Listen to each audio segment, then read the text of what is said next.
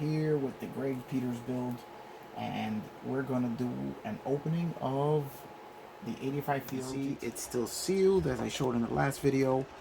100% original from 1984. For the first time ever, it's gonna be opened up just for you, Greg. All right, let's take it. This is it. No going back now. Oh, wait. I can smell the 80s coming out of this thing.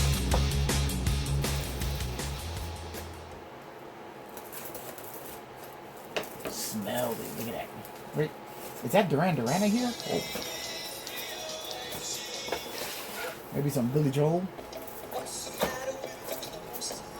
Or Huey Lewis. You guys remember all these bands, don't you? And, ooh, the smell of the 80s. This is fantastic. Let's pull back a little bit here. And now, for all of you modern modelers, let me show you what life was like back in the 80s. Here we have, of course, our smoked glass, which is completely unprotected. That's right, this is how they used to pack up models in the 80s. So we're going to put that to the side there.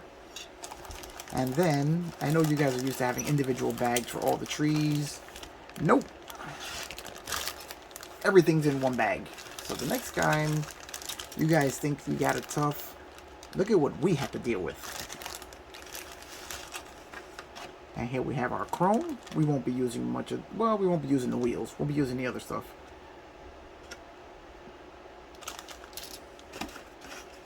And we have our tires, which we may or may not be using. Still in pretty good shape after being in that box over 30 years.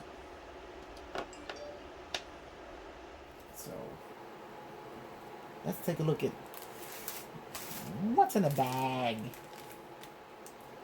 Okay, this is it. This bag has been sealed since 1984.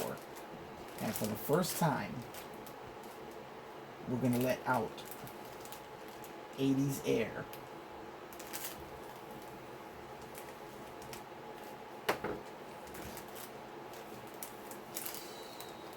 Smells like Don Johnson.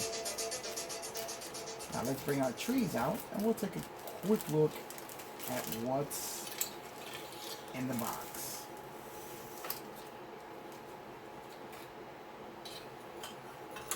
I'm just going to set everything aside here so we can take a nice quick look. We have our 3 trees of parts, everything molded in bright red.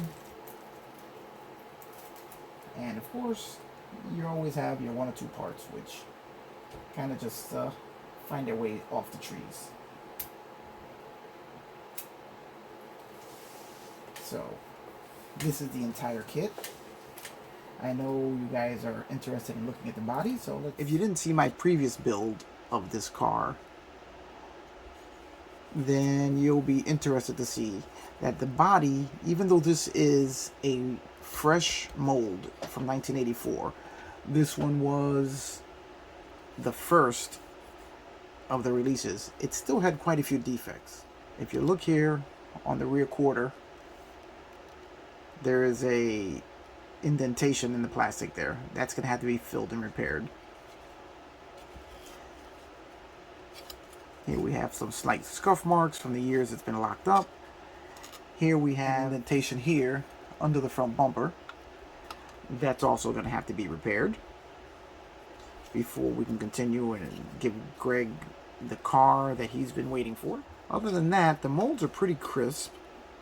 It's got very few mold lines actually in it. A little bit of flash.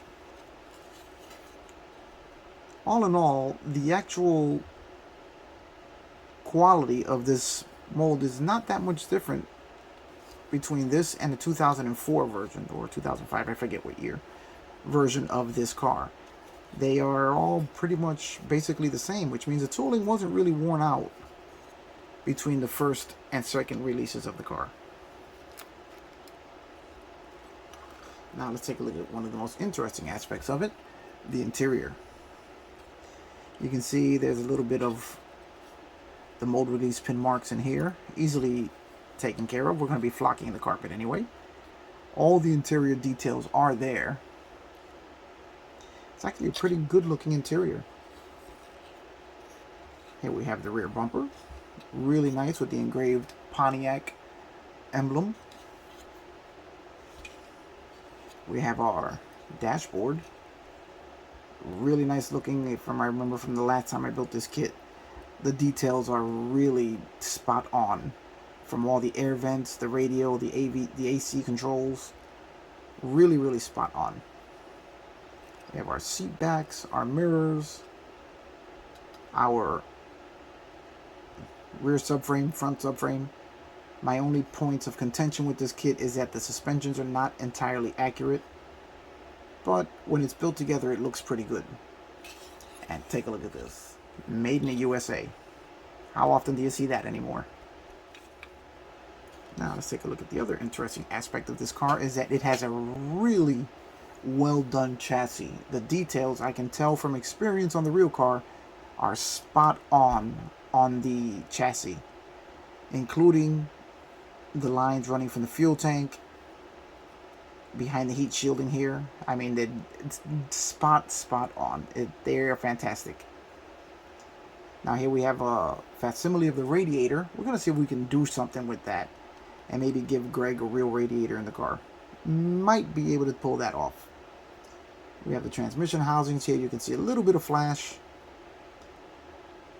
but really not too bad. Here's the rear deck lid. Let's take a look at our seats now. Seats look pretty good.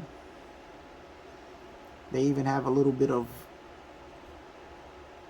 the fabric molded into the seats, give them a realistic texture. I like them a lot. Gonna have to work on the seam lines around the seats, but that's to be expected. And now our last tree, we have our engine louvers, the engine itself, the intake, which is one of the most recognizable parts of the Fiero. The Fiero steering wheel, really well, nicely done. Here's our instrument cluster. See, I'm on camera there. The instrument cluster, which looks really spot on. I mean, they did a really good job with this cluster. The engraving on there is fantastic. Also, the engraving on the belts and the pulleys also really looks good. We have our suspension components, our rear axles.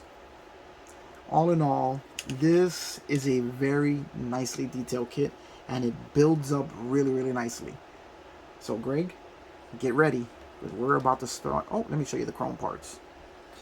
We have the wheels, which I found that if you spray these with some dull coat, they really do come out looking like aluminum. It looks great.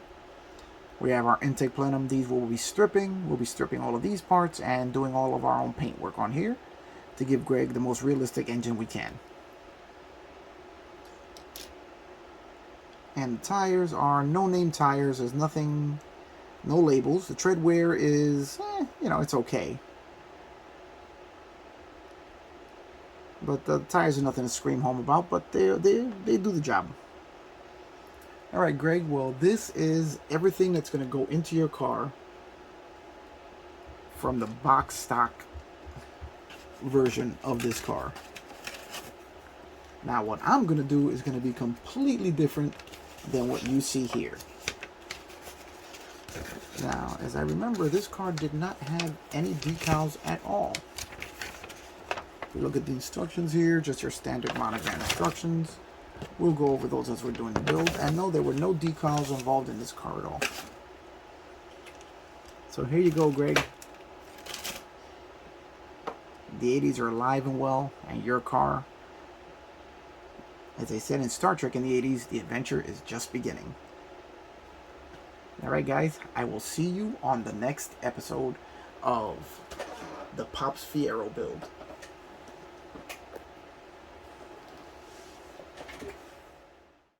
Before we go, guys, I just thought I'd give you a quick look at the Peters clan with Pops right in the middle. These are a couple of photographs of the family together in better days. Alright, guys. See you on the next one.